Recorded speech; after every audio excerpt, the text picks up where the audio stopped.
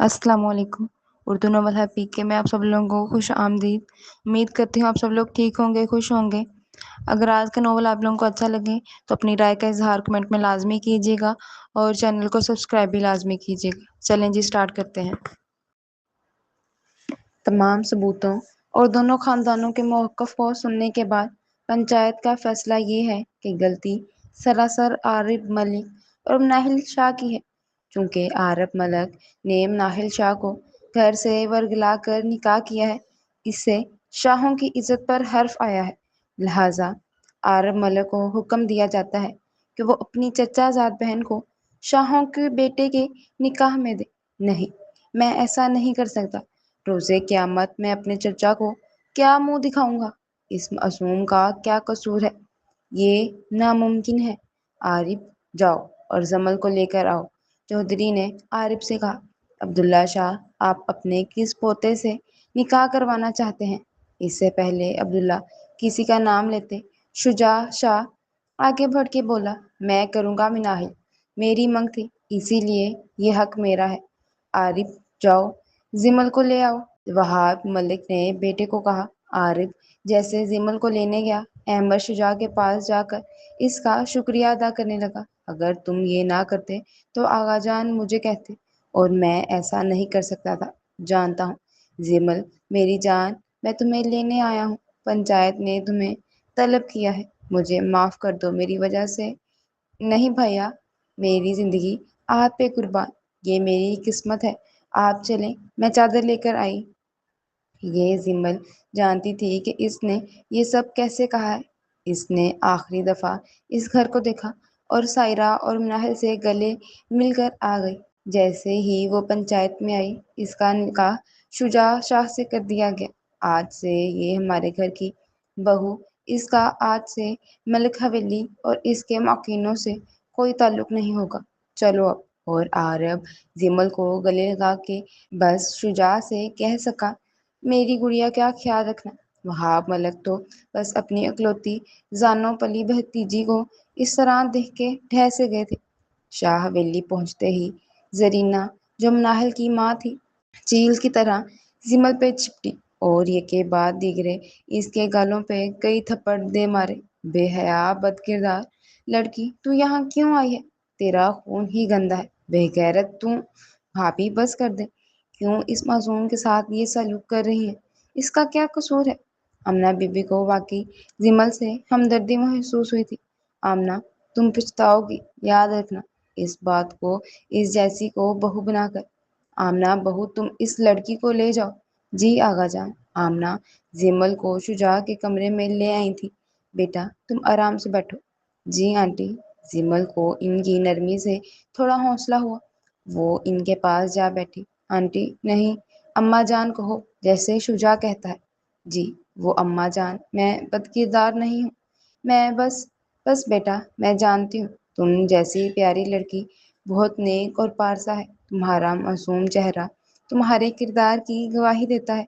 मेरी कोई बेटी नहीं है, अगर होती तो तुम जैसी होती। इन्होंने जिमल की गहरी नीली आंखों में देखते हुए कहा, मेरी अम्मी मेरी पैदाइश के वक्त इस दुनिया से चली गई थी। मुझे अम्मो जान ने पाला, लेकिन वो भी मुझे छोड़ गई। इन्होंने मुझे बहुत प्यार दिया और आज आप भी इन्हीं की तरह मुझसे बात कर रही हैं। मैं बहुत खुशनसीब हूँ। अल्लाह ने मुझे 3 माओं का प्यार दिया। आमना बेगम इसकी पेशानी चूमती आराम की तलकीन करती चली गई। अभी वो सोचों में गुम थी कि दरवाज़ा खोलकर शुजा अंदर दाखिल हुआ। मजबूत कसरती जिस्म, रोशन पेशानी, गहरी काली जहानत से भरपूर आंखें।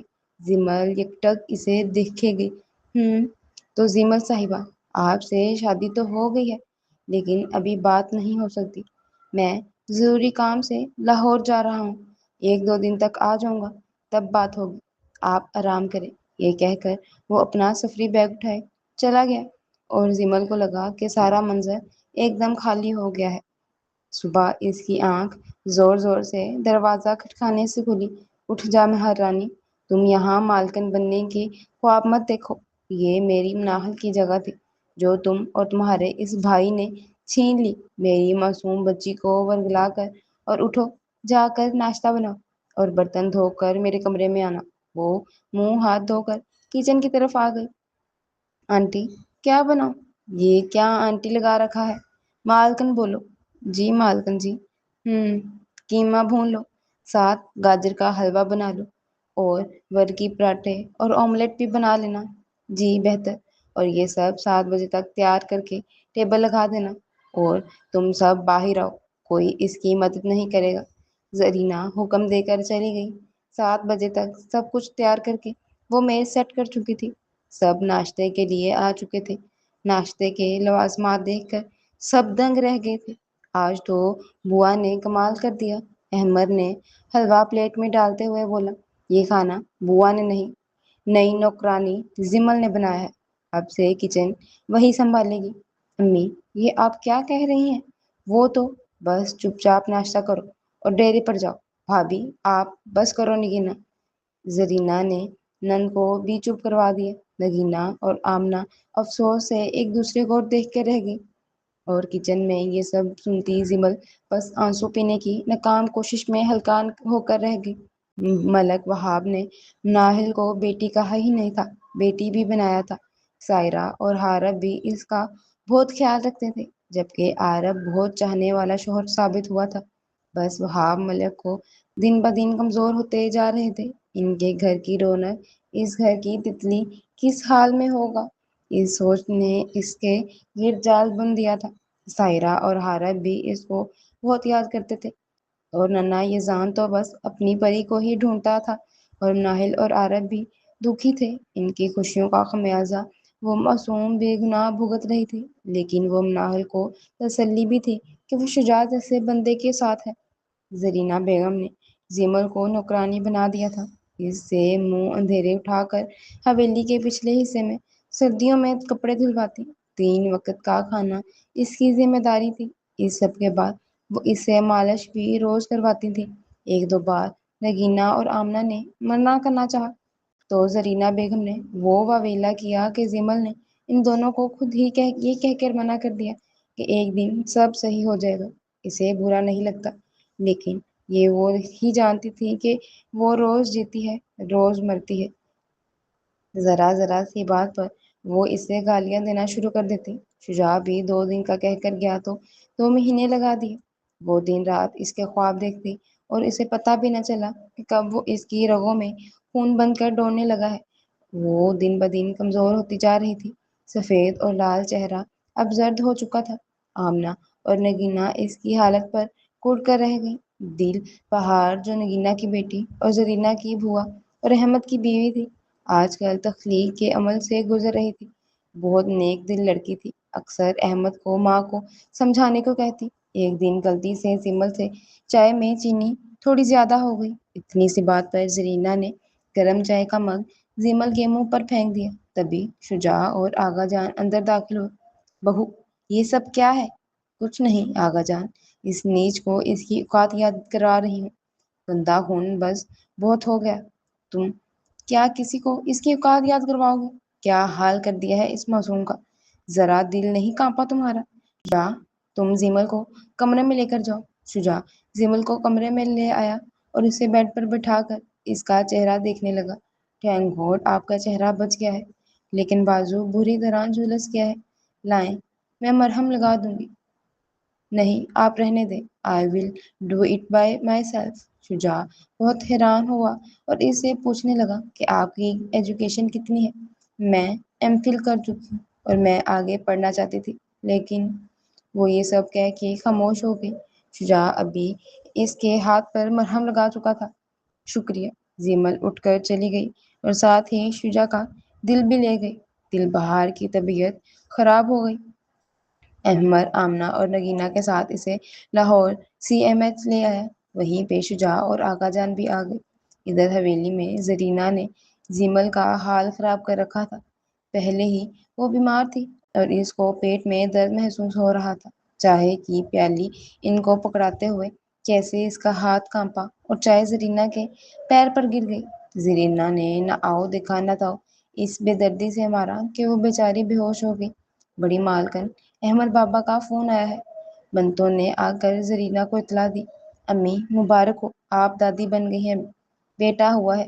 بہت مبارک ہو بیٹا۔ تم لوگ کب تک آ جاؤ گے؟ بس آدھے گھنٹے تک۔ ٹھیک ہے، بوا کھانے کا انتظام کریں، اور بنٹو تم صدقے کے بکرے منگواؤ۔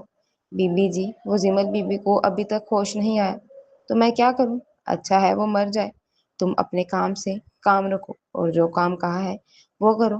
آغا جان کے ہمراہ جب سب نیا مہمان لیے سب اندر آئے تو لاؤنج کے بیچوں بیچ سمل کو دیکھ کے سب پریشان ہو گئے، اور شجاع کی تو حالت بیان سے باہر تھی۔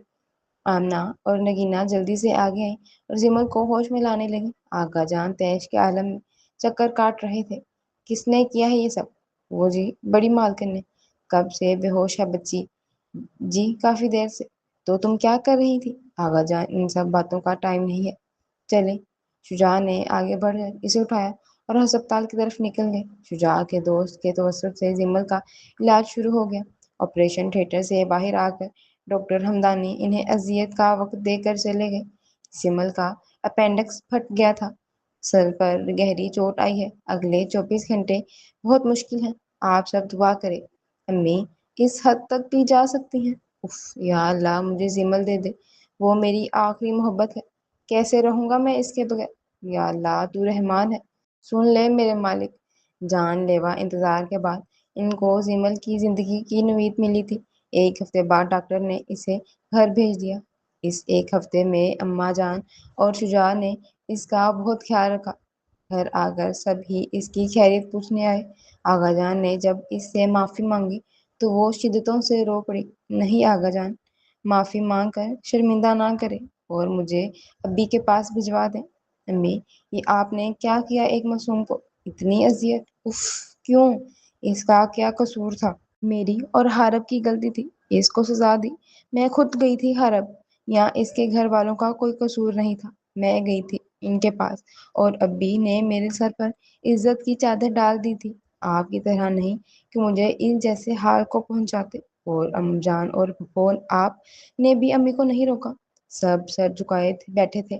واقعی غلطی سب کی ہے، جا رہی ہوں میں، دعا کیجیے گا میرے حق میں۔ ملک حویلی والے کبھی نہ بدلے۔ سے ملک حویلی آئے 1 ہفتہ ہو چکا تھا۔ وہ سب سے مل کر بہت خوش تھی۔ ایک دن آغا جان اور سب وہاب کے پاس آئے اور زمل کا رشتہ مانگا۔ وہ ہر رنجش بھلا کر آئے تھے، تو وہاب کیسے نہ کرتے؟ زرینہ نے بھی زمل سے معافی مانگی تھی، اور اس نے بھی سب کچھ بھلا کر انہیں معاف کر دیا تھا۔ موقع دیکھ کر شجاع اس کے پاس آیا۔ آج میں بہت خوش ہوں، تم میری قسمت، میری محبت، میری زندگی میرے پاس ہو۔ میں وعدہ کرتا ہوں زندگی میں کبھی بھی اکیلا نہیں چھوڑوں گا، بہت عزت اور پیار دوں گا، تم دو گی نا میرا ساتھ؟ اس کے ساتھ ہی زمل نے اسبات میں گردن ہلا دی۔ زمل شوکنگ پنک اور اورنج شرارے میں بہت حسین لگ رہی تھی۔ شجاع کے کمرے میں دھڑکتے دل کے ساتھ وہ اس کا انتظار کر رہی تھی۔